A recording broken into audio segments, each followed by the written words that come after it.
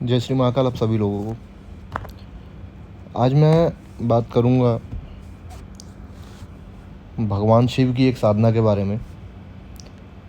और ये साधना मैं देने जा रहा हूँ उन लोगों के लिए जिन लोगों को फाइनेंशियल प्रॉब्लम्स रहती हैं, या फिर ये कह लीजिए कि जिन लोगों को कर्ज़े की समस्या है। क्योंकि आज के समय में ये मानने वाली बात है कि कर्ज़ एक सबसे बड़ी समस्या है। ठीक है। और एक सत्यता ये भी है कि कहीं ना कहीं इस कर्ज़ को पैदा भी हम खुद करते हैं, चाहे आप हो चाहे हम हैं। क्योंकि ऐसा बोला जाता है कि आज की सोसाइटी के हिसाब से आपका स्टैंडर्ड ऑफ लिविंग होना चाहिए। ठीक है। और पता नहीं भगवान जाने किसने ये स्टैंडर्ड ऑफ लिविंग सेट किए हैं कि उस स्टैंडर्ड को मेंटेन करने के पीछे या उस स्टैंडर्ड को प्राप्त करने के पीछे व्यक्ति कर्जदार हो जाता है। और यही सच्चाई है, अब माने चाहे मत माने, कि कहीं ना कहीं दिखावे के पीछे पड़ करके व्यक्ति ने अपने आप को कर्जे में डुबा दिया है। तो जो साधना मैं अब आप लोगों को देने जा रहा हूँ, ये साधना भगवान शिव की साधना है। ठीक है। जैसे कि आप सभी लोगों को पता है कि विभिन्न प्रकार की मनोकामनाओं के लिए विभिन्न प्रकार के पदार्थों का अभिषेक करने का विधान बताया गया है शास्त्रों में। शिव पुराण में भी अलग अलग मनोकामनाओं की पूर्ति के लिए अलग अलग पदार्थों से भगवान शिव का अभिषेक करने का विधान है। और ऐसी ही एक विधि, ऐसा ही एक मंत्र, ऐसी ही एक उपाय आज मैं आप लोगों को देने जा रहा हूँ। और निश्चित रूप से ऐसा मेरा विश्वास है, यदि आप इसको करेंगे, इस उपाय को अगर आप करते हैं, तो परमेश्वर भगवान शिव की कृपा से निश्चित रूप से आपको कल्याण प्राप्ति होगी। निश्चित रूप से आपको आपके कर्ज़ों से छुटकारा मिलेगा या उनसे निकलने का रास्ता मिलेगा। सबसे पहले मैं आप लोगों को मंत्र बताता हूँ कि मंत्र क्या है, और फिर मैं आपको बताता हूँ कि विधि क्या है।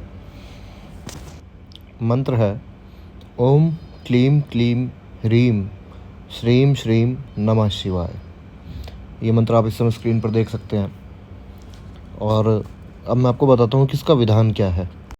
सबसे पहले तो मैं आप लोगों को ये बता दूँ कि सावन के अलावा इस साधना को या इस विधि को कभी नहीं किया जा सकता।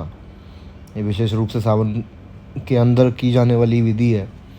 और इसका भी एक कारण है, क्योंकि सावन में अब ऐसा भगवान माना जाता है कि भगवान शिव इस समय पर पृथ्वी पर उत्पन्न होते हैं। ये एक आध्यात्मिक कारण है।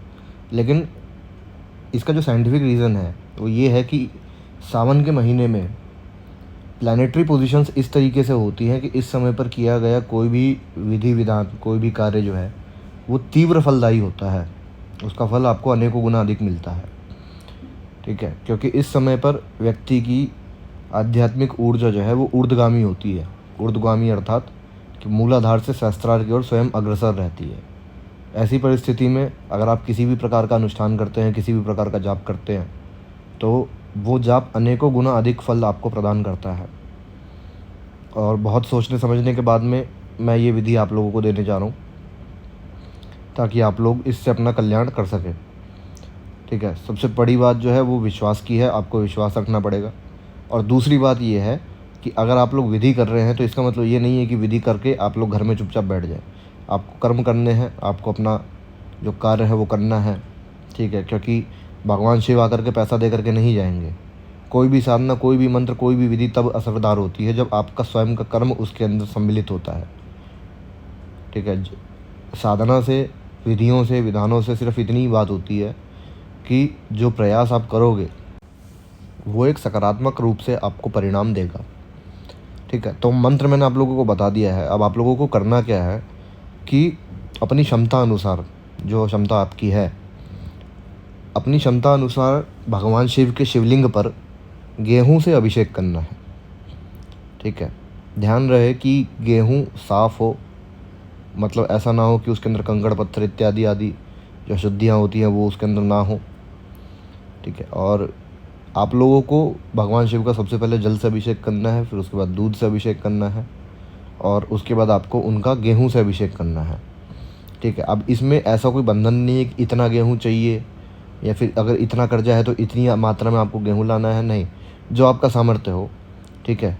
21 दिनों तक ये अभिषेक आपको नित्य करना है नियम से, ठीक है। और क्योंकि सावन इस बार जो है वो अधिक मास के कारण जो है काफ़ी लंबे हैं, ठीक है, तो आपके पास आराम से अभी 1.25 महीने का समय है आज के दिन से लेकर के। तो बेसिकली ये कोई साधना नहीं है, ठीक है, ये एक विधान है, ठीक है। और इस विधान को के पीछे का जो कारण है वो ये है कि बहुत लोगों की ये क्वेरी आती थी संस्थान में, बहुत लोग ये बात पूछते थे कि कर्ज़ मुक्ति का कोई उपाय बताइए, कर्ज़ मुक्ति का कोई उपाय बताइए। तो देखिए क्या होता है कि कर्ज़ मुक्ति का सिर्फ एक ही उपाय है, वो है आपका स्वयं का कर्म, ठीक है। आप जितने उत्कृष्टता के साथ में अपने कर्म को आप अंजाम देंगे, ठीक है, जितनी प्रबलता के साथ में आप दृढ़ निश्चयी होकर के अपने कर्म को आप साधेंगे, उतनी प्रबलता से आपके कार्य होंगे, ठीक है। और उसके साथ साथ में आप इस साधना को करिए, आप इस विधान को करिए, ठीक है। इसमें कोई ऐसा खास नियम विधान नहीं है कि ये माला चाहिए वो माला चाहिए, नहीं। आपको जल से अभिषेक करना है, दूध से अभिषेक करना है, और उसके बाद गेहूं से अभिषेक करना है, ठीक है। और जितने समय तक आपके अभिषेक चलेंगे उतने समय तक आपको उस मंत्र का जाप करना है जो मंत्र मैंने आपको बताया है, ठीक है। तो यही सिंपल सा एक विधान है। और अगर संभव हो, अगर आपकी क्षमता हो और आपका सामर्थ्य हो, तो किसी भी एक दिन साधना में, मतलब जैसे आप ये विधान 21 दिन का कर रहे हैं, तो किसी भी एक दिन अगर संभव हो आपके लिए, तो गेहूं से भगवान शिव का रुद्राभिषेक करवाइए, ठीक है ना, अगर सक्षमता है तो। नहीं तो कोई दिक्कत वाली बात नहीं है, हवन वगैरह का कोई विधान नहीं है इसके अंदर ऐसा खास।